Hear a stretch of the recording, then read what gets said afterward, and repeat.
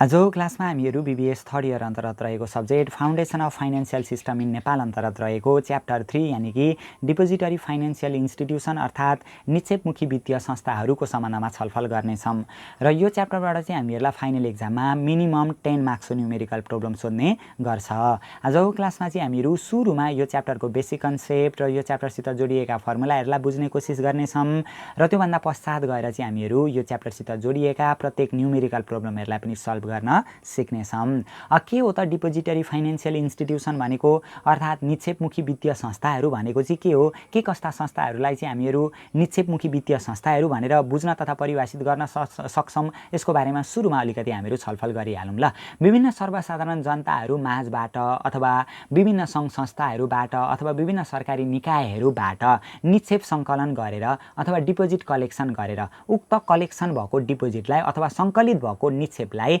विभिन्न वित्तीय उपकरणहरूको माध्यमबाट विभिन्न क्षेत्रहरूमा लगानी गर्नको लागि स्थापना भएका नेपाल राष्ट्रिय ब्याङ्कबाट इजाजत प्राप्त संस्थाहरूलाई नै निक्षेपमुखी वित्तीय संस्थाहरू अथवा डिपोजिटरी फाइनेन्शियल इन्स्टिट्युसन भनेर हामीहरू बुझ्न तथा परिभाषित गर्न सक्छौँ। यो डिपोजिटरी फाइनेन्शियल इन्स्टिट्युसन अर्थात् निक्षेपमुखी वित्तीय संस्थाहरूलाई चाहिँ हामीहरूले जम्मा 4 भागमा विभाजन गरेर यसको अध्ययन तथा विश्लेषण गर्नुपर्ने हुन्छ, जस अन्तर्गत क वर्गका वाणिज्य ब्याङ्कहरू पर्छन्, ख वर्गका विकास ब्याङ्कहरू पर्छन्, ग वर्गका वित्तीय कम्पनीहरू पर्छन् र घ वर्गका लघु वित्त वित्तीय संस्थानहरू पर्छन्। यसरी निक्षेपमुखी वित्तीय संस्थाहरू अथवा डिपोजिटरी फाइनेन्शियल इन्स्टिट्युसनहरूलाई हामीहरूले क ख ग घ गरेर यसरी 4 भागमा विभाजन गरेर यसको अध्ययन तथा विश्लेषण गर्नुपर्ने हुन्छ र यो डिपोजिटरी फाइनेन्शियल इन्स्टिट्युसनको मुख्य काम भनेको डिपोजिट कलेक्सन गर्ने र कलेक्सन भएको डिपोजिटको आधारमा लोन प्रोभाइड गर्ने हो, क्या कर्जा लगानी गर्ने हो। मुख्य काम चाहिँ हामीहरूको यही हो। यो मुख्य काम चाहिँ हामीले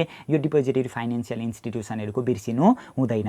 अब हामीले यो च्याप्टरमा चाहिँ के बुझ्नुपर्छ भनेदेखि यसरी डिपोजिटरी फाइनेन्शियल इन्स्टिट्युसनहरू होइन विभिन्न कार्य सञ्चालन गर्नका लागि स्थापना भइसके पछाडि तिनीहरूले दैनिक रूपमा आफ्नो कार्य सञ्चालन गरिरहेका हुन्छन्, दैनिक रूपमा डिपोजिट कलेक्सन गरिरहेका हुन्छन्, दैनिक रूपमा कर्जा प्रवाह गरिरहेका हुन्छन् अथवा दैनिक रूपमा विभिन्न सेक्टरहरूमा लगानी गरिरहेका हुन्छन्। यसरी डिपोजिटरी फाइनेन्शियल इन्स्टिट्युसनहरू स्थापना भइसके पछाडि दैनिक रूपमा कार्य सम्पादन अथवा कार्य सञ्चालन गरिरहँदाखेरि यिनीहरूले कस्तो पर्फर्मेन्स देखाइरहेका छन् भन्ने कुराको यिनीहरूको पर्फर्मेन्सको हामीले इभ्यालुएसन गर्नुपर्ने हुन्छ, यिनीहरूको पर्फर्मेन्सको हामीले मूल्याङ्कन गर्नुपर्ने हुन्छ र यसरी डिपोजिटरी फाइनेन्शियल इन्स्टिट्युसनहरूले गरेको पर्फर्मेन्सको इभ्यालुएसन क्यालकुलेसन गर्नका लागि अथवा गरेको कार्य सम्पादनको मूल्याङ्कन चेक गर्नका लागि हामीहरूले विभिन्न टुल्स एवं टेक्निक्सहरूको प्रयोग गर्नुपर्ने हुन्छ।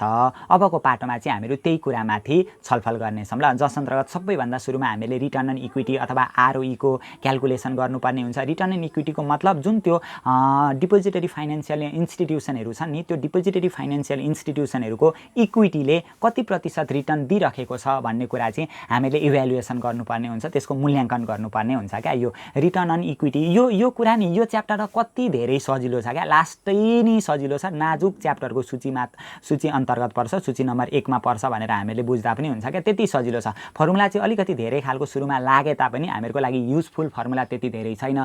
म यो फर्मुला इम्पोर्टेन्ट छ भनेर तपाईँहरूलाई भनिदिन्छु, त्यो फर्मुला चाहिँ विशेष फोकसका साथ तयारी गर्नु होला, त्यो फर्मुला चाहिँ अलिक बढी फोकसका साथ हेर्नु होला होइन। बाँकी रहेको फर्मुला त हामीले जानिसकेकै पनि छ, सबै फर्मुला हामीहरूका लागि युज पनि हुँदैन, तर हामीहरू छलफल गर्दा चाहिँ सबै छलफल गर्दै जान्छौँ। ल, सबै सजिलै छ, हामीले पढिसकेकै फर्मुला पनि सबै यहाँनिर दोहोरिरहेको छ। अब यहाँ हेर्ने रिटर्न अन इक्विटी भनेको छ क्या आरओई भनेर हामीले सुरुमा निकाल्नुपर्ने हुन्छ। रिटर्न अन इक्विटीको मतलब कुनै पनि डिपोजिटरी फाइनेन्शियल इन्स्टिट्युसनहरूको इक्विटीले कति रिटर्न कमाइरहेको छ त भन्ने कुराको इभ्यालुएसन गर्नुपर्ने हुन्छ। यो रिटर्न अन इक्विटी निकाल्नका लागि नेट इन्कमका पनि टोटल कमन इक्विटी भनेर हामीले गर्नुपर्ने हुन्छ क्या। अब जे कुराको रिटर्न निकाल्नु भनेको छ नि त्यो निकाल्नका लागि जहिले पनि माथि नेट इन्कम हुन्छ क्या। कहिलेकाहीँ हामीलाई रिटर्न अन इक्विटी भनिदिन्छ, रिटर्न अन इक्विटी भन्यो भने नेट इन्कमका पनि टोटल कमन इक्विटी हुन्छ। कहिलेकाहीँ रिटर्न अन एसिड्स भनिदिन्छ, रिटर्न अन एसिड्स भन्यो भने नेट इन्कमका पनि टोटल एसिड्स हुन्छ होइन। हो यसरी हामीले गर्नुपर्ने हुन्छ। अथवा अरू पनि भनेको हुनसक्छ, रिटर्न अन क्यापिटल इम्प्लोइड भन्यो भने नेट इन्कमका पनि क्यापिटल इम्प्लोइड भनिदिन्छ होइन। त्यो सबै कुरा अहिले छोडिदिँदा भयो, मात्र हामीले यहाँनिर के चेक गर्नु पर्यो भने कुनै पनि डिपोजिटरी फाइनेन्शियल इन्स्टिट्युसनको इक्विटीले कति रिटर्न कमाइरहेको छ भन्ने कुराको हामीले मेजरमेन्ट गर्नुपर्ने हुन्छ। रिटर्न अन इक्विटी निकाल्नका लागि नेट इन्कमका पनि टोटल कमन इक्विटी हुँदो रहेछ।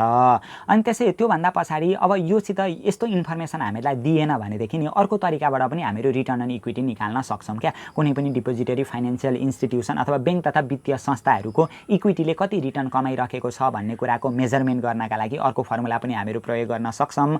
रिटर्न अन इक्विटी निकाल्नका लागि profit margin into assets utilization into equity multiplier भन्ने यो फर्मुला पनि हामीहरू एप्लाई गर्न सक्छौँ। प्रोफिट मार्जिन इन्टु एयु भनेको एसिड्स युटिलाइजेसन भन्न खोजेको ल, इन्टु इएम भनेको इक्विटी मल्टिप्लायर भन्न खोजेको। यो टुल्सहरू प्रयोग गरेर पनि हामीहरू रिटर्न अन इक्विटी निकाल्न सक्छौँ। त्यसैगरी अर्को पनि फर्मुला छ रिटर्न अन इक्विटी निकाल्नका लागि, आरओई निकाल्नका लागि return on assets into equity multiplier भन्ने हुन्छ। यो माथिको फर्मुला र यसमा केही पनि डिफ्रेन्स छैन। यो profit margin into assets utilization भनेकै रिटर्न अन एसिड्स हो क्या। कहिलेकाहीँ चाहिँ हामीलाई प्रोफिट मार्जिन र एसिड्स युटिलाइजेसन दिँदैन, यसको ठाउँमा हामीलाई डाइरेक्ट रिटर्न अन एसिड्स दिएको हुन्छ क्या। त्यही भएर यो profit margin into assets utilization भनेकै रिटर्न अन एसिड्स हो। अनि इक्विटी मल्टिप्लायरको त इक्विटी मल्टिप्लायर भइहाल्यो। यसमा पनि त्यस्तो गाह्रो अप्ठ्यारो असजिलो कुरा केही पनि छैन।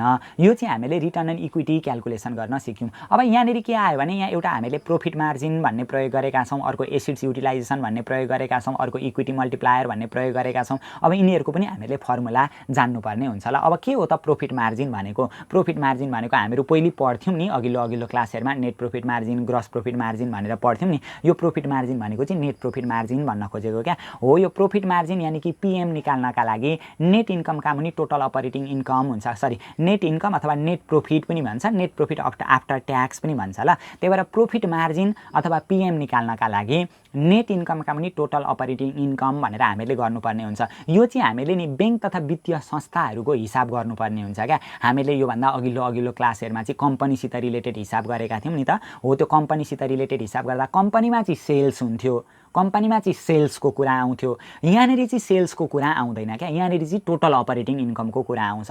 यो प्रोफिट मार्जिन निकाल्नका लागि हामीले योभन्दा अघिल्लो क्लासमा नेट इन्कमका मुनि सेल्स भन्ने सिकेको थियो क्या, अथवा नेट प्रोफिट आफ्टर ट्याक्सका मुनि सेल्स भन्ने सिकेको थियो, अथवा नेट प्रोफिटका मुनि सेल्स भन्ने सिकेको थियो। तर यो हामीले बैंक तथा वित्तीय संस्थाहरूको हिसाब गर्ने भएको कारणले गर्दा यहाँनिर चाहिँ सेल्स हुँदैन। यहाँनिर चाहिँ प्रोफिट मार्जिन निकाल्नका लागि नेट इन्कमका मुनि टोटल अपरेटिङ इन्कम हुन्छ क्या। त्यो सेल्स हुन्थ्यो कम्पनीको हिसाब गर्दा, यहाँ चाहिँ टोटल अपरेटिङ इन्कम हुन्छ। टोटल अपरेटिङ इन्कमको मतलब यो बैंक तथा वित्तीय संस्थाहरूलाई सञ्चालन गरिसके पछाडि त्यो सञ्चालन गरेर कति आम्दानी कमाएको छ त्यसैलाई नि टोटल अपरेटिङ इन्कम भनेर हामीले बुझ्नुपर्ने हुन्छ।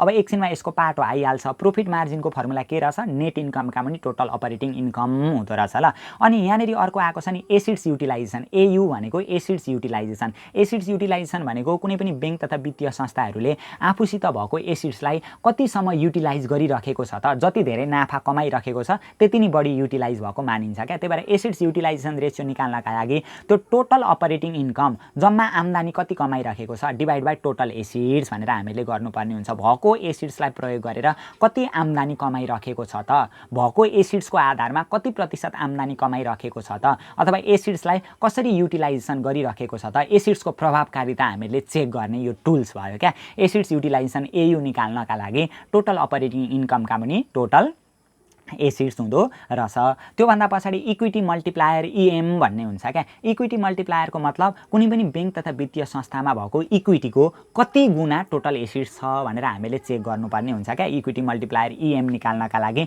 टोटल एसिड्सका पनि टोटल इक्विटी भनेर आउँछ।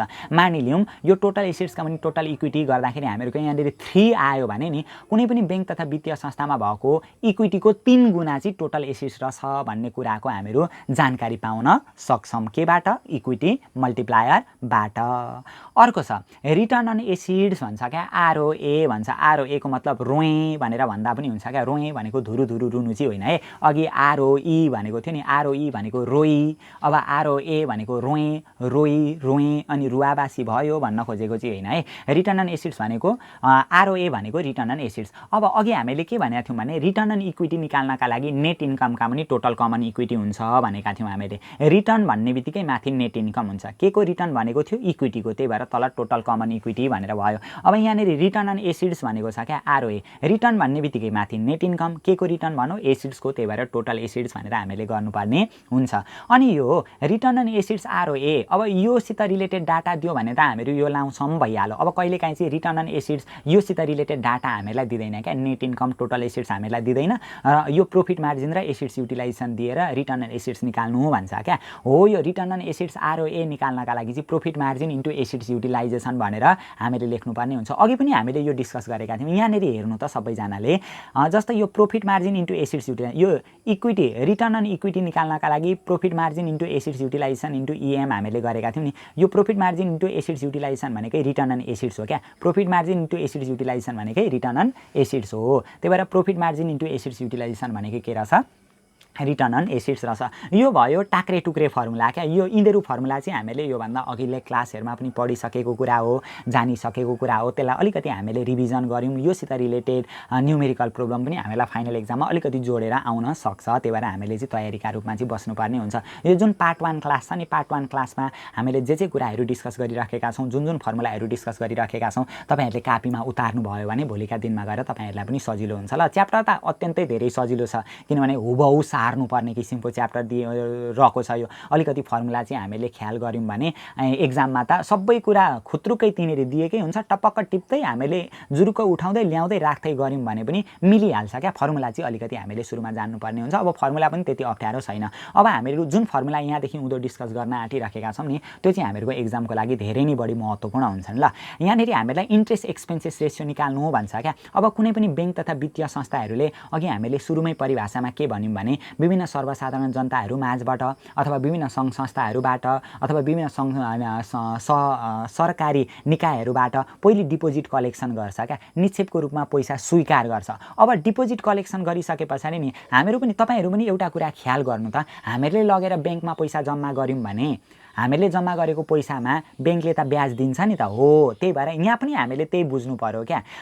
यो डिपोजिटरी फाइनेन्सियल इन्स्टिट्युसन यानि कि ब्याङ्क तथा वित्तीय संस्थाहरूले सर्वसाधारण जनताहरू माझबाट अथवा विभिन्न प्रकारका सङ्घ संस्थाहरूबाट अथवा सरकारी निकायबाट डिपोजिट कलेक्सन गरिरहेका हुन्छन् क्या। निक्षेपको रूपमा पैसा स्वीकार गरिरहेका हुन्छन्, डिपोजिट लिइरहेका हुन्छन्। अब डिपोजिट लिइरहेका हुन्छौँ भने त हो, त्यो डिपोजिटको चाहिँ ब्याज दिनुपर्छ क्या। ब्याङ्क तथा वित्तीय संस्थाहरूले जोबाट डिपोजिट कलेक्सन गरेर ल्याएको छ, हो त्यो निकायलाई चाहिँ ब्याङ्क तथा वित्तीय संस्थाहरूले ब्याज दिनुपर्ने हुन्छ। हो, त्यो ब्याज दिँदै गर्दाखेरि त्यो ब्याजमा चाहिँ कति खर्च भएको छ त भन्ने कुराको हामीले मेजरमेन्ट गर्नुपर्ने हुन्छ, जसलाई इन्ट्रेस्ट एक्सपेन्सेस रेसियो भनेर भन्छ क्या। हो, यो इन्ट्रेस्ट एक्सपेन्सेस रेसियो निकाल्नका लागि इन्ट्रेस्ट एक्सपेन्सेसका पनि टोटल अपरेटिङ इन्कम भनेर हामीले गर्नुपर्ने हुन्छ। टोटल अपरेटिङ इन्कमको मतलब चाहिँ ब्याङ्क तथा वित्तीय संस्थाहरूले कमाएको, ब्याङ्क तथा वित्तीय संस्थाहरू सञ्चालन गरिसके पछाडि जति आम्दानी भएको छ त्यो आम्दानीको तुलनामा आफूले तिर्नु परेको ब्याजको खर्च चाहिँ कति हो त, हो त्यसको रेसियो हामीले यहाँनिर निकाल्नुपर्ने हुन्छ। कति प्रतिशत कमाएको आम्दानीमा ब्याङ्क तथा वित्तीय संस्थाले कमाएको आम्दानी मध्येमा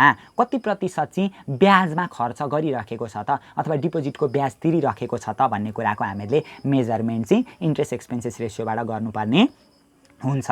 अत्यन्तै सजिलो छ। ल, र यो फर्मुला एक्जामको लागि इम्पोर्टेन्ट पनि हो। इन्ट्रेस्ट एक्सपेन्सेस रेसियो भनेको इन्ट्रेस्ट एक्सपेन्सेसका पनि टोटल अपरेटिङ इन्कम भनेर हामीले गर्नुपर्ने हुँदो रहेछ। अर्को नन इन्ट्रेस्ट एक्सपेन्सेस रेसियो भन्छ क्या। नन इन्ट्रेस्ट एक्सपेन्सेस रेसियो भन्नुको मतलब अघि हामीले के डिस्कस गऱ्यौँ भने ब्याङ्क तथा वित्तीय संस्थाहरूले डिपोजिटको रूपमा रकम सङ्कलन गरिरहेका हुन्छन्। डिपोजिटको रूपमा रकम सङ्कलन गरिरहँदाखेरि त्यो भएको डिपोजिटको ब्याज दिनुपर्ने हुन्छ। अब त्यो ब्याज चाहिँ कति प्रतिशत ब्याजमा खर्च भइरहेको छ, त्यो चाहिँ इन्ट्रेस्ट एक्सपेन्सेस रेसियो भयो। अब ब्याङ्क तथा वित्तीय संस्थाहरूको ब्याजमै मात्रै खर्च त हुँदैन नि त, गैर ब्याजमा पनि त खर्च भएको हुन्छ नि त। ब्याङ्क तथा वित्तीय संस्थाहरूलाई अपरेट गरिरहँदाखेरि, सञ्चालन गरिरहँदाखेरि विभिन्न प्रकारका प्रोसेसिङ कस्टहरू आउन सक्छन्। हो, त्यो नन इन्ट्रेस्ट एक्सपेन्सेस रेसियो पनि हामीले निकाल्नुपर्ने हुन्छ। हो, त्यो नन इन्ट्रेस्ट एक्सपेन्सेस रेसियो निकाल्नका लागि नन इन्ट्रेस्ट एक्सपेन्सेसका पनि टोटल अपरेटिङ इन्कम हुन्छ। नन इन्ट्रेस्ट एक्सपेन्सेस हामीलाई दिएकै हुन्छ क्या, गैर ब्याज खर्च भन्छ क्या। ब्याजदेखि अतिरिक्त अरू ब्याङ्क तथा वित्तीय संस्थाहरूको खर्च हामीलाई क्वेसनमा दिएकै हुन्छ, डिभाइड बाई टोटल अपरेटिङ इन्कमले हामीले भाग गर्नुपर्ने हुन्छ। एउटा कुरा तपाईँहरूले के ख्याल गर्नु पर्यो भनेदेखि इन्ट्रेस्ट एक्सपेन्सेस रेसियो निकाल्न र नन इन्ट्रेस्ट एक्सपेन्सेस रेसियो निकाल्न हामीले के गर्नु पर्दो रहेछ, इन्ट्रेस्ट एक्सपेन्सेस रेसियो भन्यो भने इन्ट्रेस्ट एक्सपेन्सेसलाई टोटल अपरेटिङ इन्कमले भाग गर्ने, नन इन्ट्रेस्ट एक्सपेन्सेस रेसियो भन्यो भने नन इन्ट्रेस्ट एक्सपेन्सेसलाई टोटल अपरेटिङ इन्कमले नै हामीले भाग गर्नुपर्ने हुँदो रहेछ। ब्याङ्क तथा वित्तीय संस्थाहरू सञ्चालन गरेर जति आम्दानी कमाएका छन् त्यो कमाएको आम्दानीमध्ये ब्याजमा कति खर्च भएको छ, गैर ब्याज शीर्षकमा कति खर्च भएको छ हामीले पत्ता लगाउनु पर्ने हुँदो रहेछ। अर्को इम्पेयरमेन्ट चार्ज रेसियो भन्छ क्या। इम्पेयरमेन्ट चार्ज रेसियो भनेको कर्जा शुल्क अनुपात भनेर भन्छ क्या, कर्जा नोक्सान अनुपात भनेर पनि भन्छ।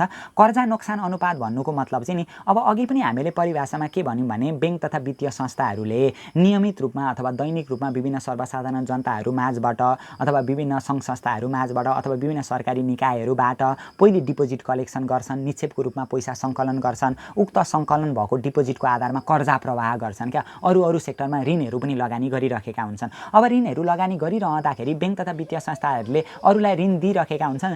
दिएको ऋणमध्ये 100% 100% भोलिका दिनमा उठेर आउँछ भन्ने त छैन, केही न केही मात्रामा त डुब्ने चान्सेस पनि त हुन्छ नि त। हो त्यो डुब्ने चान्सेस चाहिँ कति छ त, हो त्यसलाई भन्छ इम्पेयरमेन्ट चार्ज रेसियो भनेर भन्छ क्या। डुब्न सक्ने चान्सेस भएको कर्जा भनेर भन्छ। हो त्यो इम्पेयरमेन्ट चार्ज रेसियो निकाल्नका लागि impairment charge for loan loss divide by total operating income गर्नुपर्ने हुन्छ ल। जुन बैंक तथा वित्तीय संस्थाहरूलाई अपरेट गरिसके पछाडि जति अपरेटिङ इन्कम भएको छ नि, जति कमाइ भइरहेको छ, त्यो कमाएर आएको आम्दानीमध्ये कति डुब्न सक्ने चान्सेस छ त लोनहरू चाहिँ भनेर हो त्यसको हामीले रेसियो निकाल्नुपर्ने हुन्छ। त्यही भएर इम्पेयरमेन्ट चार्ज रेसियो निकाल्नका लागि impairment charge for loan loss जुन बैंक तथा वित्तीय संस्थाहरूले ऋण लगानी गरेका हुन्, हो त्यो गरेको ऋण लगानीमध्ये यति प्रतिशत चाहिँ डुब्न सक्ने चान्सेस छ है भनेर सुरुमै निकाल्छन् क्या। यति प्रतिशत डुब्न सक्ने चान्सेस छ, मानिलिउँ 100 रुपियाँ डुब्न सक्ने चान्सेस रहेछ, तर टोटल अपरेटिङ इन्कम चाहिँ 1000 रुपियाँ आएको छ भने 100 का मुनि 1000 गर्दा चाहिँ 10% चाहिँ इम्पेयरमेन्ट चार्ज रेसियो भनेर हामीहरू पत्ता लगाउन सक्छौँ। बैंक तथा वित्तीय संस्थाहरूलाई अपरेट गरिसके पछाडि आएको अपरेटिङ इन्कमको आधारमा कति चाहिँ डुब्न सक्ने चान्सेस रहेछ भनेर हामीले पत्ता लगाउनु पर्ने हुन्छ। अर्को ट्याक्स रेसियो। अब बैंक तथा वित्तीय संस्थाहरू स्थापना गरेर सञ्चालन गरिरहँदाखेरि राज्यलाई कर पनि बुझाउनु पर्ने हुन्छ। हो त्यो ट्याक्सको रेसियो हामीले निकाल्नु पर्ने हुन्छ। ट्याक्सको रेसियो निकाल्नका लागि इन्कम ट्याक्सका पनि टोटल अपरेटिङ इन्कम भनेर हामीले गर्नुपर्ने हुन्छ। अब यो ट्याक्स रेसियो हो, यहाँदेखि उँभो हामीले सबैलाई टोटल अपरेटिङ इन्कमले भाग गरेका छौँ। अब एउटा कुरा कति धेरै सजिलो छ क्या, यहाँ हेर्नु न, यहाँ त बिग्रिने कुरो, अप्ठ्यारो, असजिलो कुरो, नबुझ्ने कुरो केही नै छैन। इन्ट्रेस्ट एक्सपेन्सेस रेसियो निकाल्नका लागि interest expenses by total operating income हुन्छ। नन इन्ट्रेस्ट एक्सपेन्सेस रेसियो निकाल्नका लागि नन इन्ट्रेस्ट एक्सपेन्सेसका पनि टोटल अपरेटिङ इन्कम हुन्छ। तल भागाता टोटल अपरेटिङ इन्कमले नै भइरहेको छ। इम्पेयरमेन्ट चार्ज रेसियो निकाल्नका लागि इम्पेयरमेन्ट चार्ज फर लोन लसका पनि टोटल अपरेटिङ इन्कम हुन्छ। ट्याक्स रेसियो निकाल्नका लागि इन्कम ट्याक्सलाई टोटल अपरेटिङ इन्कमले नै हामीले भाग गर्नुपर्ने हुन्छ। अब यहाँदेखि तल गएर चाहिँ अब पाटो छुट्टिन्छ क्या। अब इन्ट्रेस्ट इन्कम रेसियो र एक्जाममा सबैभन्दा म्याक्सिमम सोधिराख्ने भनेको interest expenses ratio, non interest expenses ratio, interest income ratio, non interest income ratio. यो चाहिँ कुरा हामीलाई, यो चारवटा कुरा चाहिँ प्रायः एक्जाममा पनि सोधिराखेको हुन्छ।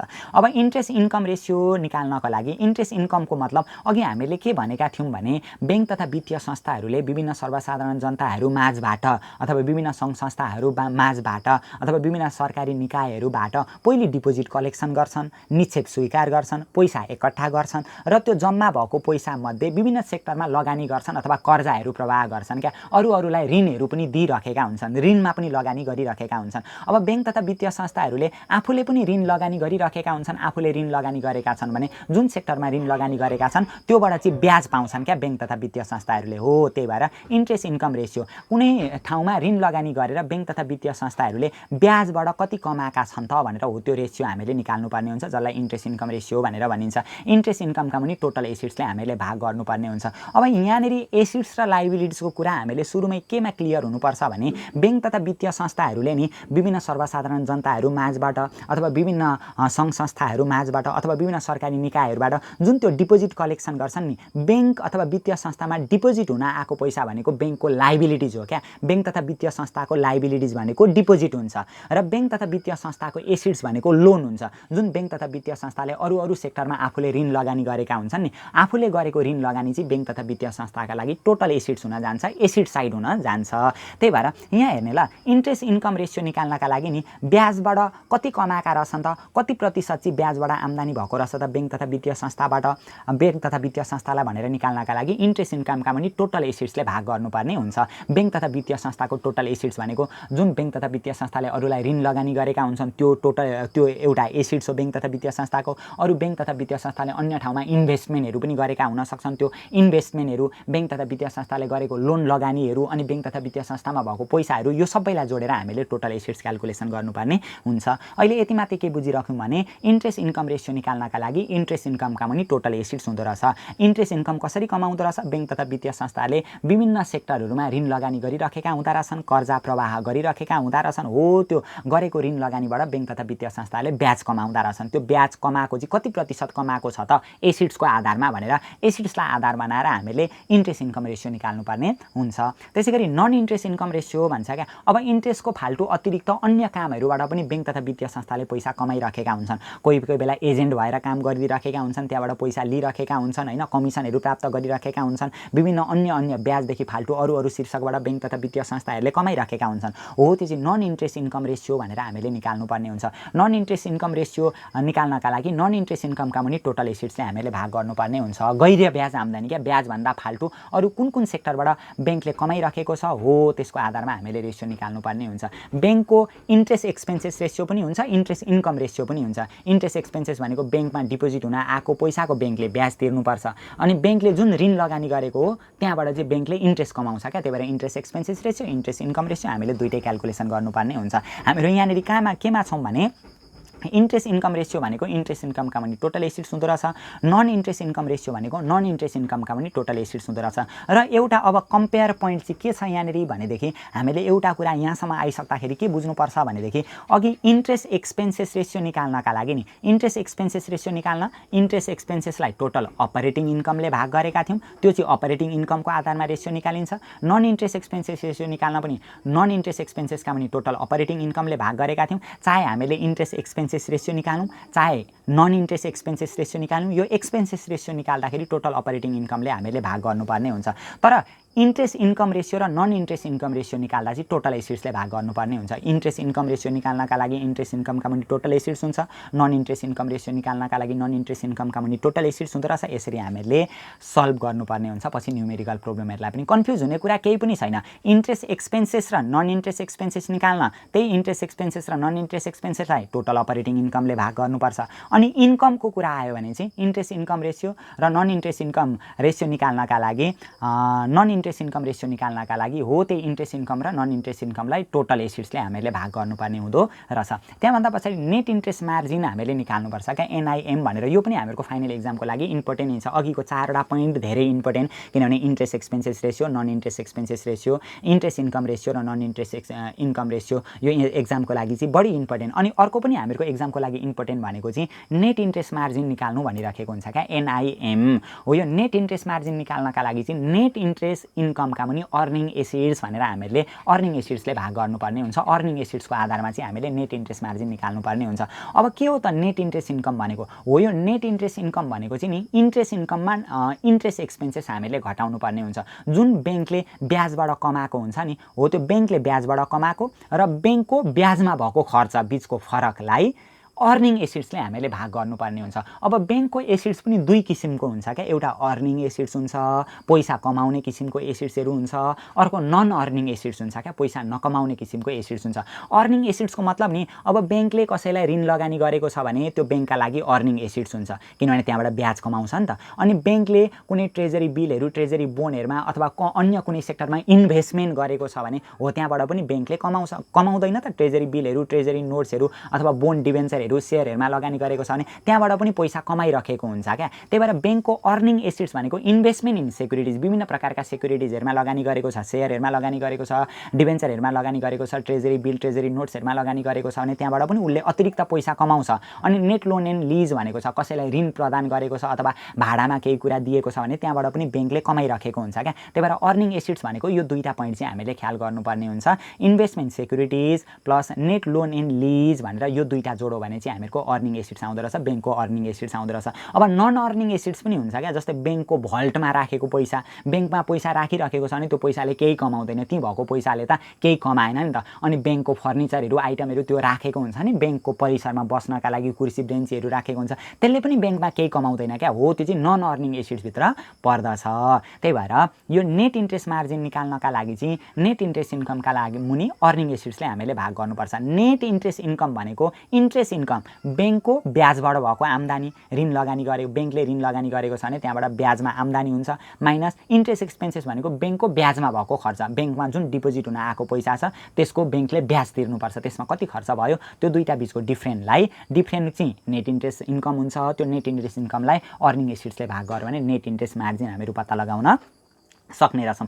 अर्को भन्छ स्प्रेड रेसियो भनेर भन्छ क्या। स्प्रेड रेसियो भनेको चाहिँ इन्ट्रेस्ट इन्कम र इन्ट्रेस्ट एक्सपेन्सेस बिचको फरकको अनुपातलाई नि स्प्रेड रेसियो भनिन्छ क्या। स्प्रेड रेसियो निकाल्नका लागि इन्ट्रेस्ट इन्कमका पनि अर्निङ एसिड्स माइनस इन्ट्रेस्ट एक्सपेन्सेसका पनि इन्ट्रेस्ट बेयरिङ लाइबिलिटिज भनेर भन्छ क्या। अब इन्ट्रेस्ट इन्कमको बारेमा त हामीले बुझिराख्नु परेन, अघि त्यो सुरुमा मैले भने नि 4वटा पोइन्टहरू इम्पोर्टेन्ट भनेको थियो नि, जस्तै interest expenses ratio, non interest expenses ratio, interest income ratio, non interest income ratio, यो 4वटा फर्मुला इम्पोर्टेन्ट। अनि नेट इन्ट्रेस्ट मार्जिन पनि हामीहरूको लागि इम्पोर्टेन्ट, अनि स्प्रेड रेसियो पनि हामीहरूको लागि इम्पोर्टेन्ट। यो 6वटा कुराहरू चाहिँ हामीहरूको एक्जामको लागि चाहिँ धेरै इम्पोर्टेन्ट साबित हुन्छ ल। स्प्रेड रेसियो भनेको चाहिँ इन्ट्रेस्ट इन्कमका पनि अर्निङ एसिड्स। अब इन्ट्रेस्ट इन्कमको बारेमा हामीहरूलाई बुझ्न केही समस्या भएन, किनभने इन्ट्रेस्ट इन्कम भनेको ब्याङ्क तथा वित्तीय संस्थाहरूले ऋण लगानी गरेको छ भने गरेको ऋण लगानीबाट ब्याज कमाउँछन्, कति ब्याज कमाएका रहेछन् त्यही नै इन्ट्रेस्ट इन्कम हुन्छ। अर्निङ एसिड्स भनेको यस्तो एसिड्सहरू हो जुन एसिड्सको माध्यमबाट ब्याङ्क तथा वित्तीय संस्थाले प्रत्येक वर्ष अथवा प्रत्येक क्षण पैसा कमाइराखेको हुन्छ क्या, जसलाई अर्निङ एसिड्स भनिन्छ। अर्निङ एसिड्स भनेको इन्भेस्टमेन्ट इन सेक्युरिटिजमा इन्भेस्टमेन्ट गरेको छ भने त्यहाँबाट पनि कमाइ हुँदो रहेछ। नेट लोन एन्ड लिज भनेको ऋणहरू काहीँ लगानी गरेको छ भने त्यहाँ पनि कमाइ हुँदो रहेछ, जसलाई अर्निङ एसिड्स भनिन्छ। इन्ट्रेस्ट एक्सपेन्सेसको मतलब ब्याङ्कमा डिपोजिट हुन आएको पैसामा ब्याङ्कले ब्याज तिर्नुपर्छ, अथवा ब्याङ्कले अन्य कुनै ठाउँबाट ऋण लिएको छ भने त्यहाँ पनि ब्याज तिर्नुपर्ने हुन्छ। त्यही भएर यस्तो पोइन्टमा चाहिँ इन्ट्रेस्ट एक्सपेन्सेस ब्याजमा खर्च हुन्छ क्या ब्याङ्कहरूको। Divide by interest bearing liabilities भन्छ। अब यो इन्ट्रेस्ट बेयरिङ लाइबिलिटिज भनेको चाहिँ नि यस्तो किसिमको लाइबिलिटिज जुन लाइबिलिटिजमा चाहिँ ब्याङ्कले ब्याज तिर्नुपर्छ क्या।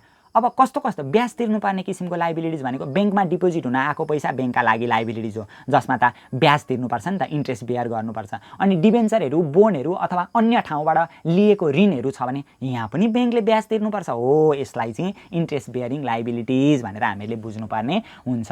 इन्ट्रेस्ट बेयरिङ लाइबिलिटिज भनेको एउटा डिपोजिट रहेछ, अर्को डिबेन्चरहरू, बोनहरू होइन, डिबेन्चरहरू निष्कासन गरेको छ अथवा कुनै ठाउँबाट ऋणहरू लिएको छ भनेदेखि त्यो पनि त्यसमा पनि ब्याज तिर्नु पर्दो रहेछ, जसलाई इन्ट्रेस्ट बेयरिङ लाइबिलिटिज भनेर भनिदो रहेछ। ल यो दुईटा गरेर हामीले interest income by earning acids minus interest expenses by interest bearing liabilities गऱ्यौँ भने स्प्रेड रेसियो आउँदो रहेछ। स्प्रेड रेसियो भनेको इन्ट्रेस्ट इन्कम र इन्ट्रेस्ट एक्सपेन्सेस बिचको फरकको अनुपातलाई नै स्प्रेड रेसियो भनिदो रहेछ। अब ओभरहेड इफिसियन्सी रेसियो भन्छ क्या। ओभरहेड इफिसियन्सी रेसियो निकाल्नका लागि चाहिँ नन इन्ट्रेस्ट इन्कमका पनि नन इन्ट्रेस्ट एक्सपेन्सेस भन्छ क्या। नन इन्ट्रेस्ट इन्कम भनेको ब्याङ्कले गैर ब्याज, ब्याङ्कको आम्दानी कति छ, ब्याजदेखि फाल्टु शीर्षकमा ब्याङ्कको कति आम्दानी, ब्याङ्कको आम्दानीको प्रमुख स्रोत भनेकै इन्ट्रेस्ट इन्कम हो क्या। ब्याजबाट ब्याङ्कले म्याक्सिमम कमाइराखेको हुन्छ, अब ब्याजभन्दा फाल्टुबाट पनि कमाइराखेको हुन्छ। त्यही भएर ओभरहेड इफिसियन्सी रेसियोमा चाहिँ नन इन्ट्रेस्ट इन्कम ब्याजदेखि फाल्टु आम्दानी divide by non interest expenses भनेको ब्याजभन्दा फाल्टु खर्चहरू हो, यो दुईटा बिचको रेसियोलाई नै ओभरहेड इफिसियन्सी रेसियो भनेर भनिन्छ। ओभरहेड इफिसियन्सी रेसियो चाहिँ 1 भन्दा धेरै आएको राम्रो मानिन्छ। 1 भन्दा धेरै आयो भने चाहिँ नन इन्ट्रेस्ट इन्कम भन्दा नन इन्ट्रेस्ट एक्सपेन्सेस धेरै भएको हुन्छ नि त, त्यही भएर त्यस्तो कन्डिसनलाई चाहिँ राम्रो मानिन्छ। अर्को लोन रेसियो भनेर भन्छ क्या। लोन रेसियो भनेको चाहिँ नि जुन ब्याङ्कमा टोटल एसिड छ नि, ब्याङ्कको जम्मा सम्पत्ति छ नि, ब्याङ्कमा भएको जम्मा सम्पत्तिको कति प्रतिशत चाहिँ कर्जामा लगानी गरिराखेको छ, ऋण लगानी गरिराखेको छ, हो त्यसैलाई नै लोन रेसियो भनिन्छ। लोन रेसियो निकाल्नका लागि नेट लोनका पनि टोटल एसिड्स भनेर हामीले भाग गर्नुपर्ने हुन्छ। टोटल एसिड जम्मा ब्याङ्कमा भएको सम्पत्तिको कति भाग, कति प्रतिशत चाहिँ ऋण लगानी गरिराखेको छ भन्ने कुरा यहाँबाट हामीहरू थाहा पाउन सक्छौँ। अब यो नेट लोन भन्ने आयो क्या। नेट लोन भनेको चाहिँ नि टोटल लोनमा प्रोभिजन फर लोन लस भनेर हामीले घटाउनु पर्ने हुन्छ। जुन त्यो त्यहाँनिर टोटल लोन दिएको हुन्छ होइन, ग्रस लोन अथवा टोटल लोन हामीलाई दिएको हुन्छ, त्यो टोटल लोनमा प्रोभिजन फर लोन लस क्या। जस्तै हामीले कर्जा लगानी गरेको छ, कुनै पनि ब्याङ्क तथा वित्तीय संस्थाले ऋण लगानी गरेको छ भने त्यो सबै उठ्न सक्ने चान्सेस त हुँदैन नि त। त्यही भएर कति चाहिँ नोक्सान हुन सक्ने चान्सेस छ त, त्यो घटायौँ भने जम्मा हामीले 10 लाख रुपियाँ ऋण लगानी गरेको थियो, 10 लाख रुपियाँ ऋण लगानी गरेकोमा 10,000 रुपियाँ चाहिँ नोक्सान हुन्छ होला भनेर हामीहरू छुट्याइदिन्छौँ क्या। 10 लाख ऋण लगानी गरेकोमा 10,000 चाहिँ डुब्न सक्ने चान्सेस छ भने बाँकी रहेको 9,90,000 मात्रै उठ्न सक्ने चान्सेस भएको लोन रहेछ, त्यसलाई चाहिँ नेट लोन भनेर भनिन्छ ल। डिभाइड बाई टोटल एसेट्सले हामीले भाग गर्नुपर्ने हुन्छ। अब अर्को provision for loan loss ratio भन्छ क्या। प्रोभिजन फर लोन लसको मतलब चाहिँ जुन हामीले ऋण लगानी गरेको हो त्यो ऋण लगानीमा चाहिँ कति प्रतिशत चाहिँ कति ऋण चाहिँ डुब्न सक्छ होला भन्ने प्रोभिजन गरेको छ त हो, त्यसको रेसियो निकाल्छौँ हामीहरू प्रोभिजन फर लोन लस रेसियोबाट। इम्पेयरमेन्ट फर लोन लस भन्छ क्या। Impairment charge for loan loss भनेर भन्छ, चार्ज भनेर मैले छुट्याएछु, त्यो लेख्नु पनि जरुरत छैन। इम्पेयरमेन्ट फर लोन लस भनेको चाहिँ जुन ऋण लगानी गरेको हो, कर्जा लगानी गरेको हो, त्यो मध्येको डुब्न सक्ने चान्सेस कति छ त, divide by total loan in advance. हामीले जुन टोटल लोन जम्मा ऋण लगानी गरेको हो त्यो ऋण लगानी गरेको मध्ये मानिलिउँ हामीले 10 लाख रुपियाँ ऋण लगानी गरेको थियो, 10 लाख रुपियाँ ऋण लगानी गरेकोमा 10,000 चाहिँ डुब्न सक्ने चान्सेस भएको छ। त्यही भएर 10,000 का पनि 10 लाख गर्दा कति चाहिँ हामीहरूको डुब्न सक्ने चान्सेस भएको ऋण रहेछ त, कति प्रतिशत भनेर हामीले यो फर्मुला एप्लाई गरेर हामीले पत्ता लगाउन सक्छौँ। अब अर्को छ यहाँ हेरौँ ल। त्यो अघि मैले इम्पोर्टेन्ट भनेको कुराहरू चाहिँ इम्पोर्टेन्ट छ, म इम्पोर्टेन्टलाई चाहिँ इम्पोर्टेन्ट भन्दै पनि जान्छु ल, एक्जाममा आउन पनि सक्छ अलिअलि, पछि पनि थाहा भइहाल्छ। अहिले त जस्ट तपाईँहरूले कापीमा उतार्नु भयो भने सजिलो भइहाल्छ। सजिलो छ क्या, कति सजिलो फर्मुला छन्, त्यस्तो गाह्रो खालको केही छैन पनि। अब अर्को छ नन पर्फर्मिङ लोन रेसियो भनेर भनेको छ क्या यहाँनिर अर्को फर्मुला। अब नन पर्फर्मिङ लोन रेसियो भनेको चाहिँ लोनको टाइप पनि दुई किसिमको हुन्छ क्या, एउटा पर्फर्मिङ लोन हुन्छ, अर्को नन पर्फर्मिङ लोन हुन्छ। पर्फर्मिङ लोनको मतलब चाहिँ नि जुन ब्याङ्क तथा वित्तीय संस्थाहरूले ऋण लगानी गरिराखेका छन् त्यो गरेको ऋण लगानीको चाहिँ भनेकै बेलामा सामा ब्याज चाहिँ किस्ताहरू बुझाइराखेका छन् भने त्यसले राम्रो पर्फर्म गरिराखेको हुन्छ, त्यसलाई पर्फर्मिङ लोन भनिन्छ क्या। अर्को नन पर्फर्मिङ लोन हुन्छ क्या। नन पर्फर्मिङ लोनको मतलब चाहिँ जुन निर्धारित समय हो नि, निर्धारित समयमा बुझाउनु पर्ने हो, त्यो समयमा बुझाएका छैनन् भनेदेखि त्यसले राम्रो पर्फर्म गरिराखेको हुँदैन क्या। जस्तै नन पर्फर्मिङ लोनभित्र pass loan, watch list loan, restructure, reschedule loan भनेर पछि हामीहरू त्यो पढौँला होइन। पछि हामीहरू न्युमेरिकल प्रब्लम गर्दै जाँदा त सबै यस्तो कुराहरूलाई पढिहाल्छौँ होइन। त्यो भाका नागेको हुन्छ क्या। जस्तै निर्धारित समयमा तिर्नु भनेको थियो, तिर्न नसकेर 1 महिना भाका नागेको ऋण हुन्छ, कतिपय 3 महिना भाका नागेको हुन्छ, कति 6 महिना 9 महिना अथवा 1 वर्षसम्म भाका नागिसकेका ऋणहरू हुन्छन् क्या, जो चाहिँ ब्याजहरू पनि तिरेका हुँदैनन् लाने मान्छेले, सामाहरू पनि भुक्तानी गरिएका हुँदैनन्, किस्ताहरू पनि तिरेका हुँदैनन्, त्यसलाई चाहिँ नन पर्फर्मिङ लोनभित्र राखेर हामीले अध्ययन गर्नुपर्ने हुन्छ। हो त्यो नन पर्फर्मिङ लोन रेसियो चाहिँ कति छ त, कति प्रतिशत चाहिँ हामीले जुन ऋण लगानी गरेको हो नि त्यो गरेको ऋण लगानीमध्ये कतिले चाहिँ पर्फर्म गरिराखेको छैन त, कति प्रतिशतले पर्फर्म गरिराखेको छैन त भनेर हामीले चेक गर्नुपर्ने हुन्छ। नन पर्फर्मिङ लोन रेसियो निकाल्नका लागि नन पर्फर्मिङ लोन इन एडभान्सका पनि टोटल लोन इन एडभान्स हुन्छ। अब फर्मुला कति धेरै सजिलो छ क्या, त्यो अगाडिको सजिलो त छँदैछ। Provision for loan loss ratio निकाल्नका लागि इम्पेयरमेन्ट फर लोन लसका पनि टोटल लोन इन एडभान्स हुन्छ। लोन रेसियो निकाल्नका लागि नेट लोनका पनि टोटल एसेट्स हुन्छ। यस्तो त यो त सामान्य कुरा छ नि त। लोन रेसियो भनेको ब्याङ्कमा भएको सम्पत्तिको कति प्रतिशत चाहिँ ऋण लगानी गरिराखेको छ त ब्याङ्क तथा वित्तीय संस्थाले भनेर निकाल्नुपर्ने। लोन रेसियो भनेको कति लगानी गरी टोटल एसेट्सको कति ऋण लगानी गरिराखेको छ, त्यही भएर नेट लोनका पनि टोटल एसेट्स हुन्छ। यो कति सजिलो छ। नन पर्फर्मिङ लोन रेसियो निकाल्नका लागि जुन ब्याङ्क तथा वित्तीय संस्थाहरूले ऋण लगानी गरेको हो त्यसको कति प्रतिशत चाहिँ नन पर्फर्मिङ सेक्टरमा लगानी गरिराखेको छ त भनेर निकाल्नका लागि नन पर्फर्मिङ लोन इन एडभान्सका पनि टोटल लोन इन एडभान्स जति ऋण लगानी गरेको त्यसले चाहिँ त्यसको कति प्रतिशतले चाहिँ पर्फर्म गरिराखेको छैन भनेर हामीले निकाल्नुपर्ने हुन्छ। अब यहाँभन्दा अर्को अनि यो पनि इम्पोर्टेन्ट नै छ ल, यो जुन हामी अब डिस्कस गर्न आँटेका छौँ त्यो फर्मुला पनि हामीहरूको लागि इम्पोर्टेन्ट नै छ, तयारी हामीले गरिराख्नुपर्ने हुन्छ।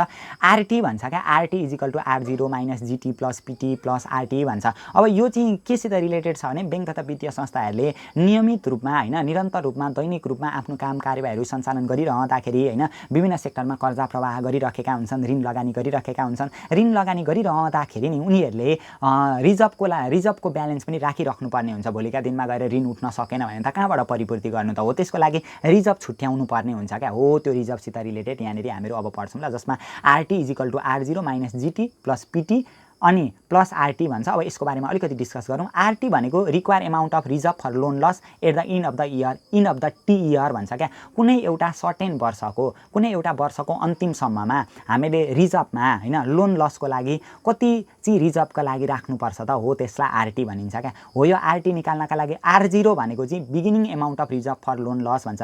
R0 भनेको सुरुमा हामीहरूले नि सुरुमा हामीहरूको लोन लसको लागि चाहिँ कति ब्यालेन्स छ त सुरुमा भएको ब्यालेन्स माइनस जिटी भनेको ग्रस चार्ज अफ भनेर भन्छ। यसको बारेमा अलिकति हामीले डिस्कस गर्छौँ। सर्टसटी म खेसराको रूपमा सुरुमा अलिकति भनिहाल्छु ल। जिटी भनेको ग्रस चार्ज अफ, पिटी भनेको provision for loan loss during the year हुन्छ, आरटी भनेको recoveries in the T year भन्ने हुन्छ क्या यसको मिनिङ। अब यसको बारेमा अलिकति हामीले डिस्कस गरिहालौँ। आरटी भनेको चाहिँ कुनै एउटा सर्टेन समयको अन्तिम सम्ममा, फेरि ध्यान दिएर सुन्ने ल, अलिकति जिगज्याग जस्तो हुन्छ किनभने थोरै अलिकति प्याटर्नभन्दा फाल्टु आयो नि त। यति बेरसम्ममा त हामीले रेसियोहरू मात्रै पढिराखेका थियौँ, अहिले एकैचोटि रिजर्भको कुरा आउँदाखेरि सुरुमा हामीहरूको माइन्ड पनि अलिकति यसमा फोकस गर्न नसक्ने अवस्थामा हुन्छ, तर केही छैन, सजिलो छ। आरटी भनेको नि require amount of reserve for loan loss at the end of the T year भन्छ क्या। कुनै एउटा सर्टेन समयको अथवा कुनै एउटा सर्टेन वर्षको अन्तिममा लोन लसको लागि रिजर्भमा हामीले कति पैसा राखेको छ त भन्ने कुरा पत्ता लगाउनका लागि, कुनै एउटा वर्षको अन्तिममा भनेर बुझौँ न, कुनै एउटा वर्षको अन्तिममा लोन लसको लागि रिजर्भमा कति ब्यालेन्स चाहिँ हामीले राखेको छ भनेर पत्ता लगाउनका लागि R0 beginning balance of reserve for loan loss, सुरुमा हामीहरूसित कति ब्यालेन्स थियो, माइनस जिटी, जिटीको मतलब कति चाहिँ हामीहरूको डुब्न सक्ने चान्सेस भएको ऋण हो त, त्यो जिटी भनेको ग्रस चार्ज अफ, डुब्न सक्ने चान्सेस भएकोलाई हामीहरू घटाउँछौँ। सुरुमा हामीहरूको रिजर्भमा लोन लसको लागि रिजर्भमा भएको ब्यालेन्समा ग्रस चार्ज अफ जिटी भनेको त्यो डुबिसकेकोलाई हामीहरू घटाउँछौँ, डुबिसकेको भनेर हामीहरू बुझौँ न, डुबिसकेकोलाई घटाउँछौँ, प्लस पिटी भनेको फेरि यो साल हामीले लोन लसको लागि प्रोभिजनमा थपेको पैसालाई फेरि जोड्छौँ, प्लस आरटी भनेको जुन त्यो लोन लस हुन्छ होला भनेर डुब्छ होला भनेर हामीले आशंका गरेको छ नि, फेरि त्यो रिकभरी भएर आएको छ भने त्यसलाई पनि हामीले जोड्नुपर्ने हुन्छ। यसरी जोडेर हामीले पत्ता लगाउनु पर्ने हुन्छ। यसको बारेमा नि अझै हामीले क्लियरली रूपमा बुझ्दाखेरि कुनै एउटा सर्टेन वर्षको अन्तिममा होइन, मानिलिउँ 2080 सालको अन्तिममा, 2080 सालको कहिले अन्तिममा त्यो लोन लस बैंक तथा वित्तीय संस्थाले लगानी गरेको कर्जा होइन नोक्सान हुन्छ होला, डुब्छ होला भनेर कति पैसा रिजर्भमा राखेको रहेछ, त्यो रिजर्भको ब्यालेन्स हामीले क्यालकुलेसन गर्ने हो क्या। 2080 सालको अन्तिमसम्ममा पैसा डुब्छ होला भनेर कति रिजर्भमा राखेको रहेछ भनेर क्यालकुलेसन गर्नका लागि, आरटी निकाल्नका लागि, कुनै एउटा सर्टेन वर्षको अन्तिममा भएको लोन लसको रिजर्भ क्यालकुलेसन गर्नका लागि सुरुमा त्यो बैंक तथा वित्तीय संस्थामा कति रिजर्भ थियो, सुरुमा भएकोलाई R0 माइनस जिटी, त्यो मध्ये कति डुबेर हामीले घटाइसक्यौँ त्यो घटाउनु पर्यो, अनि प्लस पिटी भनेको यो वर्ष फेरि हामीले कति थप्यौँ, प्लस आरटी भनेको रिकभरी भएर फेरि कति आयो, डुबेको पैसा फेरि रिकभर भएर कति आयो, त्यो पनि फेरि त्यही रिजर्भमा हामीले थप्नुपर्ने हुन्छ। मानिलिउँ सुरुमा, वर्षको सुरुमा हामीहरूको कर्जा नोक्सानी हुन्छ, लोन लस हुन्छ भनेर रिजर्भमा 100 रुपियाँ थियो मानिलिउँ, त्यो मध्ये हामीले जिटी भनेको डुबो अरे 10 रुपियाँ डुबेर हामीले घटायौँ, प्लस पिटी भनेको फेरि यो साल हामीले फेरि प्रोभिजन फर लोन लस त्यो रिजर्भमा 50 रुपियाँ थप्यौँ, प्लस त्यो डुबेको 10 रुपियाँ मध्ये फेरि आरटी रिकभरी 5 रुपियाँ फेरि रिकभर भएर आयो, डुबिसकेको पैसा कहिले काहीँ रिकभर भएर पनि त आउँछ नि, त्यो रिकभर भएर आएकोलाई फेरि थप्नुपर्ने हुन्छ। 100 मा 50 जोड्दा 150, 10 घटाउँदा 140 मा फेरि 5 जोड्दा 145 हो। यसरी हामीले require amount of reserve for loan loss at the end of the T period भनेर कुनै एउटा सर्टेन पिरियडको अन्तिममा रिजर्भ क्यालकुलेसन गर्नुपर्ने हुन्छ। यसमा चाहिँ कन्फ्युज नहुने ल। कुनै एउटा सर्टेन वर्षको अन्तिममा पैसा डुब्छ होला है भनेर कुनै बैंक तथा वित्तीय संस्थाले लगानी गरेको अथवा लोन लगानी गरेको पैसा डुब्छ होला है भनेर कति पैसा चाहिँ रिजर्भमा राखेको रहेछ त, वर्षको अन्तिममा गएर हेर्दा रिजर्भमा कति भइसकेको रहेछ त पैसा भनेर निकाल्नका लागि सुरुमा कति थियो पैसा, त्यसमा त्यो नोक्सानी भएको पैसा डुबेकोलाई घटाउने, अनि फेरि यो साल जुन थपेको छ नि, प्रत्येक साल रिजर्भमा पैसा थप्दै जान्छ, यो साल थपेकोलाई जोड्ने, अनि फेरि त्यो डुबेको मध्ये कहिलेकाहीँ डुबेको मध्ये एउटा सर्टेन एमाउन्ट रिकभरी भएर पनि आउँछ, त्यो रिकभरी भएर आएकोलाई फेरि त्यही रिजर्भमा हामीले थप्नुपर्ने हुन्छ। यसरी हामीले गर्नुपर्ने हुन्छ ल। आरटी इजिकल टु R0, सजिलो छ formula, minus GT plus PT plus RT भनेर गर्नुपर्ने हुन्छ। यो कुन भनेको के हो भन्ने कुरा यहाँनिर हामीले लेखेका पनि छौँ, अघि हामीले चर्चा पनि गऱ्यौँ होइन, त्यो भइहाल्यो। अनि कहिलेकाहीँ यो निकाल्नु भन्छ क्या PT, provision for loan loss निकाल्नु भन्छ क्या, पिटी भनेको चाहिँ प्रोभिजन फर लोन लस भन्न खोजेको। अब यो पिटी निकाल्न कति सजिलो, हामीहरूको यतापट्टि आरटी छ नि, यो पिटी निकाल्न कति सजिलो, यहाँ हेर्नु न, यो पिटी निकाल्नु भन्छ, यो पिटी निकाल्न यतापट्टि हामीहरूको आरटी छ, अनि यो प्लस R0 यो बराबर छ नि त, यहाँ यो केही छैन नि, यहाँ प्लस हुन्छ, प्लस R0 यता आउँदा माइनस R0 हुन्छ, यो माइनस जिटी यता आउँदा प्लस जिटी हुन्छ, अनि प्लस आरटी यता आउँदा माइनस आरटी हुन्छ, इजिकल टु यो पिटी हामीले निकाल्नुपर्ने हुन्छ। हो, यो पिटीको फर्मुला यसरी भनिन्छ क्या, provision for loan loss during the period भनेर निकाल्नु भन्छ क्या, provision for loan loss during the period भनेर हामीलाई निकाल्नु भनिराखेको हुन्छ क्या।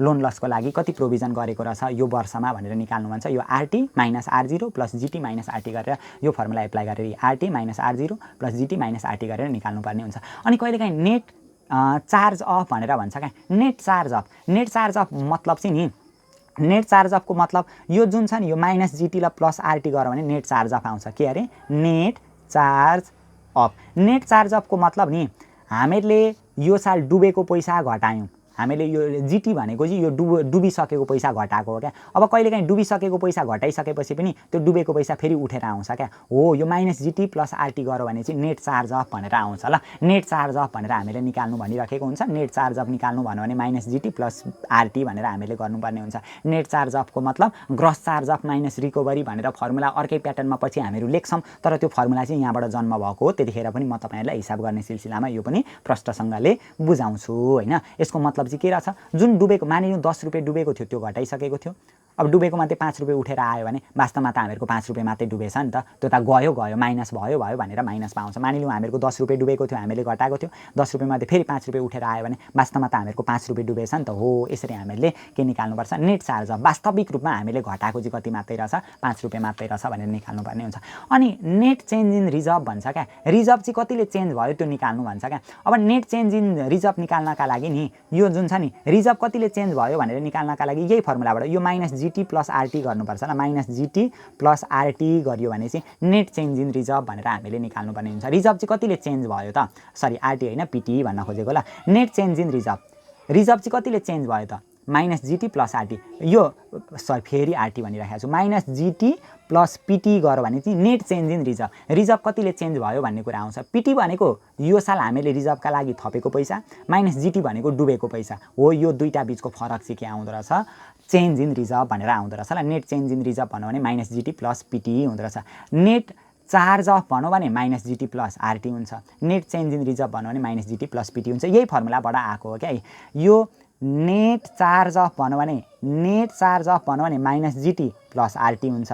नेट चेन्ज इन रिजर्भ भन्यो भने माइनस जिटी प्लस पिटी हुन्छ। यही फर्मुलाबाट हामीले गर्नुपर्ने हुन्छ। अर्को टेम्पोररी इन्भेस्टमेन्ट रेसियो भन्छ क्या। टेम्पोररी भनेको एउटा सर्टेन समयका लागि, अल्पकाल समयका लागि 1 वर्ष अथवा 1 वर्षभन्दा कम्ती समयका लागि हामीले गरेको इन्भेस्टमेन्ट चाहिँ कति प्रतिशत छ त त्यो निकाल्नुपर्ने हुन्छ क्या। टेम्पोररी इन्भेस्टमेन्ट रेसियो, टेम्पोररी इन्भेस्टमेन्टका पनि टोटल एसेट्स, बैंक तथा वित्तीय संस्थाको जति टोटल एसेट्स छ नि, जति सम्पत्ति छ त्यसको कति प्रतिशत चाहिँ अल्पकालीन लगानी गरिराखेको छ त भनेर निकाल्नुपर्ने हुन्छ टेम्पोररी इन्भेस्टमेन्ट रेसियोबाट ल। टेम्पोररी इन्भेस्टमेन्टलाई टोटल एसेट्सले भाग गर्नुपर्ने हुन्छ। टेम्पोररी इन्भेस्टमेन्ट हामीलाई क्वेसनमा दिएकै हुन्छ, दिएन भने पनि हामीहरू त्यहाँबाट पत्ता लगाउन सक्छौँ। पछि हामीहरू न्युमेरिकल पाटोमा त्यो गएर बुझ्छौँ। अब जिएपी भन्छ क्या, ग्याप भन्छ। ग्याप भनेको चाहिँ नि ब्याङ्कमा भएको रेट सेन्सिटिभ एसेट्स र रेट सेन्सिटिभ लाइबिलिटिज बिचको फरकलाई नि ग्याप भनेर हामीहरू भन्छौँ क्या। ग्याप भनेको आरएसए माइनस आरएसएल छ नि, रेट सेन्सिटिभ एसेट्समा रेट सेन्सिटिभ लाइबिलिटिज घटाउनु पर्यो। अब के हो त रेट सेन्सिटिभ एसेट्स भनेको अनि के हो त रेट सेन्सिटिभ लाइबिलिटिज भनेको, यसलाई पनि हामीले बुझ्नुपर्ने हुन्छ। रेट सेन्सिटिभ एसेट्सको मतलब चाहिँ नि जस्तै ब्याङ्कको एसेट्सहरू भनेको नि ब्याङ्कले काहीँ ऋणहरू लगानी गरेको छ भने त्यो ब्याङ्कका लागि एसेट्स हुन्छ, अथवा ब्याङ्कले काहीँ इन्भेस्टमेन्टहरू लगानी गरेको छ भने त्यो ब्याङ्कको एसेट्स हुन्छ। अब ब्याङ्कको यस्तो किसिमको एसेट्स हो जसको इन्ट्रेस्ट रेटहरू, जसको ब्याज दरहरू चाहिँ परिवर्तन हुन सक्ने सम्भावना ज्यादा भइरहेको छ, त्यस्तो एसेट्सहरूलाई चाहिँ रेट सेन्सिटिभ एसेट्स भनिन्छ क्या। र रेट सेन्सिटिभ लाइबिलिटिज भनेको ब्याङ्कको यस्तो किसिमको लाइबिलिटिजहरू, ब्याङ्कको लाइबिलिटिज भनेको त ब्याङ्कमा डिपोजिट हुन आएको पैसा पनि ब्याङ्कको लाइबिलिटिज हो, किनभने भोलिका दिनमा गएर फिर्ता गर्नुपर्छ। ब्याङ्कले अरू काहीँ ठाउँबाट ऋण लिएको छ भने त्यो पनि ब्याङ्कको लाइबिलिटिज हो, अथवा ब्याङ्कले जारी गरेको डिबेन्चरहरू त्यो पनि ब्याङ्कको लाइबिलिटिज हो होइन। ब्याङ्कले डिबेन्चरहरूमा लगानी गर्यो भने त त्यो ब्याङ्कको एसेट्स हो, तर ब्याङ्कले आफ्नै डिबेन्चरहरू निष्कासन गरेको छ भने त्यो ब्याङ्कको लाइबिलिटिज हो क्या। त्यही भएर रेट सेन्सिटिभ लाइबिलिटिज भनेको ब्याङ्कको यस्तो लाइबिलिटिज। अहिले सर्टकटमा यति बुझ्दा हुन्छ ल, पछि हामीले क्लियरली रूपमा अलिकति लङकट तरिकाले, अहिले चाहिँ सर्टकट बुझौँ, पछि म तपाईँहरूलाई लङकट बुझाइहाल्छु ल। रेट सेन्सिटिभ एसेट्स भनेको ब्याङ्कको यस्तो एसेट्स हो जसको ब्याज दर चाहिँ परिवर्तन हुन्छ। बजारमा आएको सानो उथलपुथलले पनि ब्याङ्कमा भएको एसेट्सको ब्याज दर परिवर्तन हुन्छ भने त्यस्तो खालको एसेट्सलाई रेट सेन्सिटिभ एसेट्स भन्छ। सेन्सिटिभ नेचरको क्या, जस्तै सेन्सिटिभ भनेको बाहिर खोस्टोहरू परालहरू चलायो, प्लास्टिकहरू चलायो भने पनि हामीहरूको यो दाँत सिरिङ्ग हुन्छ नि त, हो त्यस्तै त्यही आधारमा बनाएर हामीले बुझ्दा पनि हुन्छ क्या। बाहिरी कुराले पनि त्यो ब्याङ्कको भित्री एसेट्सहरूलाई चाहिँ प्रभावित पार्न सक्छ। हामीहरूको खोस्टो त दाँतमै आएर पसेको हुँदैन, पराल दाँतमै आएर पसेको हुँदैन, र पनि बाहिर कसैले चलाइदियो भने हाम्रो दाँत कोही कोही बेला सिरिङ सिरिङ सिरिङ जिरिङ हुन्छ नि, हो त्यस्तै हुन्छ क्या। बाहिर बजारमा अथवा मार्केटमा आएको केही उथलपुथलले परिवर्तनको कारणले गर्दाखेरि त्यो ब्याङ्कको एसेट्सहरूको अथवा लाइबिलिटिजहरूको ब्याज दरमा पनि परिवर्तन आउन सक्ने सम्भावना रहन्छ भने त्यस्तो एसेट्स तथा लाइबिलिटिजहरूलाई रेट सेन्सिटिभ एसेट्स र रेट सेन्सिटिभ लाइबिलिटिज भनिन्छ। त्यही भएर ग्याप निकाल्नका लागि ग्याप भनेको चाहिँ difference between rate sensitive assets र रेट सेन्सिटिभ लाइबिलिटिज भन्छ क्या। रेट सेन्सिटिभ एसेट्स र रेट सेन्सिटिभ लाइबिलिटिजको डिफ्रेन्ट लाइन के भनिदो रहेछ, ग्याप भनिदो रहेछ। अनि रिलेटिभ रिलेटिभ ग्याप रेसियो भनेर भन्छ क्या। ग्याप रेसियो निकाल्नका लागि त्यो ग्यापलाई टोटल एसिड्सले हामीले भाग गर्नुपर्ने हुन्छ। कहिलेकाहीँ चाहिँ इन्ट्रेस्ट सेन्सिटिभ रेसियो अथवा इन्ट्रेस्ट सेन्सिटिभिटी रेसियो भनेर पनि भन्छ। त्यो इन्ट्रेस्ट सेन्सिटिभिटी रेसियो निकाल्नु भन्यो भने चाहिँ आरएसएका मुनि आरएसएल हुन्छ क्या। रेट सेन्सिटिभ एसिड्सका मुनि रेट सेन्सिटिभ लाइबिलिटिज गर्यो भने चाहिँ इन्ट्रेस्ट सेन्सिटिभिटी रेसियो अथवा इन्ट्रेस्ट सेन्सिटिभ रेसियो आउँछ। तर त्यो हामीलाई एक्जाममा नसोध्ला, सोधे पनि अब केही फरक पर्दैन। इन्ट्रेस्ट सेन्सिटिभ रेसियो भन्यो भने आरएसएका मुनि आरएसएल हुँदो रहेछ। रिलेटिभ ग्याप रेसियो अथवा ग्याप रेसियो भन्यो भने ग्यापका मुनि टोटल एसिड्स हुँदो रहेछ। यसले चाहिँ नि इन्ट्रेस्ट सेन्सिटिभ मेजर गर्छ क्या। ब्याज दर परिवर्तनसित भएको जोखिमलाई मेजर गर्ने काम चाहिँ ग्यापले गर्छ। अब यसको बारेमा पछि हामीले अझै डिटेलमा बुझ्नुपर्ने हुन्छ क्या। ग्याप पोजिटिभ भएको बेलामा इन्ट्रेस्ट रेट बढ्यो भने के हुन्छ, ग्याप नेगेटिभ भएको बेलामा इन्ट्रेस्ट रेट बढ्यो भने के हुन्छ, अथवा इन्ट्रेस्ट रेट बढेको बेलामा ग्याप नेगेटिभ भयो भने के हुन्छ, इन्ट्रेस्ट रेट घटेको बेलामा ग्याप नेगेटिभ भयो भने के हुन्छ। हो यस्तो कुरालाई हामीले पछि गएर छलफल गर्नुपर्ने हुन्छ। त्यो पछिको क्लासमा हामीहरू बुझौँला, किनभने इन डिटेलमा हामीले यो छलफल गर्नै पर्ने हुन्छ क्या। ग्यापसित रिलेटेड पनि हामीलाई मोडल क्वेसनमा सायद फाइनेन्सको मोडल क्वेसनमा देखाइदिएको पनि छ होला। अहिले मात्रै यति के बुझ्ने भने पछि त्यो न्युमेरिकल पार्टको कुरा पछि फाल्टै छ, त्यो हामीले बुझ्नै पर्ने हुन्छ होइन। यदि अहिले के बुझ्नु पर्यो भने ग्याप भनेको रेट सेन्सिटिभ एसिड्स र रेट सेन्सिटिभ लाइबिलिटिज बिचको फरक रहेछ। यदि ग्याप पोजिटिभ आयो भने त्यो एसिड सेन्सिटिभ हुन्छ र ग्याप नेगेटिभ आयो भने त्यो लाइबिलिटी सेन्सिटिभ हुन्छ। त्यो पनि हामीले बुझिराखौँ ल। ग्याप पोजिटिभ आयो भने त्यो एसिड सेन्सिटिभ हुन्छ र ग्याप नेगेटिभ आयो भने त्यो लाइबिलिटी सेन्सिटिभ हुन्छ। त्यो पनि हामीले बुझ्नुपर्ने हुन्छ। र अर्को ग्याप रेसियो भन्छ क्या। ग्याप रेसियो भनेको ग्यापका मुनि टोटल एसिड्स अघि हामीले बुझिहाल्यौँ। अब दुईवटा फर्मुला छ, यसको बारेमा म अहिले भन्छु मात्रै, पछि जस्ट यहाँनिर पढेर सुनाउँछु। पछि हामीहरू न्युमेरिकल प्रोग्राम गर्दाखेरि मजाले डिटेल रूपमा यसको पनि छलफल गर्नेछौँ। क्यापिटल चार्ज निकाल्नु भन्छ। क्यापिटल चार्ज निकाल्नका लागि percentage of equity capital allocated to loan यो क्वेसनमा दिएकै हुन्छ into opportunity cost of capital divided by 1 minus tax rate गर्यो भने हामीहरूको क्यापिटल चार्ज आउँछ। अर्को इकोनोमिक भ्यालु एडेड भनेको छ सेयर होल्डरहरूको भ्यालु कतिले एडेड भइरहेको छ, यो मेजरमेन्ट गर्ने टुल्स हो। यसको बारेमा पछि हामीहरू छलफल गरौँला। इकोनोमिक भ्यालु एडेड यानि कि इभिए निकाल्नका लागि adjusted earning minus opportunity cost of capital हुन्छ। यति गर्दाखेरि हामीहरूको फर्मुलाको पाटो सकिन्छ। र मेन भनेको यो ग्यापसित रिलेटेड रहेर हामीलाई धेरै कुरा सोधिराखेको हुन्छ क्या। यो ग्याप कहिले पोजिटिभ आउँछ कहिले नेगेटिभ आउँछ यसको बारेमा मलाई भन्न मन लाग्यो। अलिकति म अहिले यिनीहरू यसको बारेमा चाहिँ भनिदिइहाल्छु ल।